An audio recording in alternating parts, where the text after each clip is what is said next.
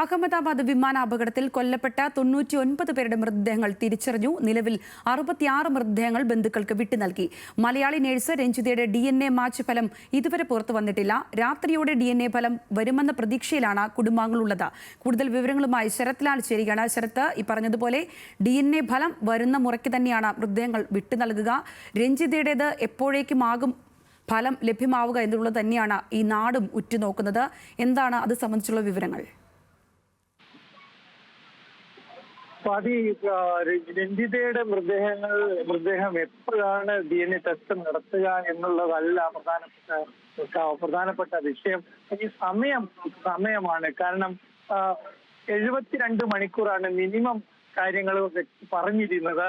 എന്നാൽ നേരത്തെ കൂടുതൽ വ്യക്തികളെ പൊതു ഉദ്യോഗസ്ഥരെ ഡോക്ടർമാരെ നിയോഗിച്ചിരുന്നു.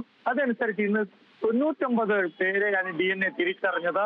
ആ 3 മണിയുടെ പട്ടികയിൽ രഞ്ജിതയുടെ പേരില്ല.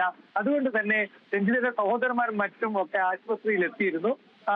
അവർ ഇന്ന് 3 മണിയോടെ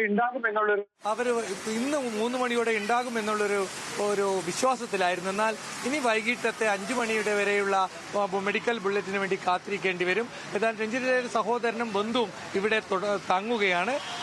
ഇന്ന് തിരിച്ചറിയുകയാണെങ്കിൽ നാളെ തന്നെ ഭൗതിക ശരീരം നാട്ടിലേക്ക് എത്തിക്കാനുള്ള ഒരുക്കങ്ങളൊക്കെ പൂർത്തിയായിട്ടുണ്ട്. എന്നാൽ DNA ടെസ്റ്റ് ഫലം വരുന്നത് മാത്രമാണ് ഇപ്പോൾ ആശങ്ക വന്നിരിക്കുന്നത്. കാരണം എന്ന് പറഞ്ഞാൽ കൂടുതൽ നമുക്കറിയാം, ഗുജറാത്ത് മുൻ മുഖ്യമന്ത്രിയുടെ DNA ടെസ്റ്റ് തന്നെ 4 ദിവസത്തോളം എടുത്തു തിരിച്ചറിയാൻ വേണ്ടി.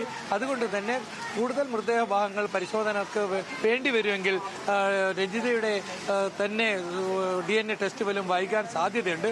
എന്തായാലും ഈ 5 മണിക്ക് വന്നിട്ടില്ലെങ്കിൽ നാളെ മാത്രമേ ഇത് സംബന്ധിച്ചുള്ള ഒരു സ്ഥിരീകരണം ലഭിക്കൂ എന്നാണ് നമുക്കിപ്പോൾ ആശുപത്രി വൃത്തങ്ങളിൽ നിന്ന് അറിയാൻ കഴിയുന്നത്.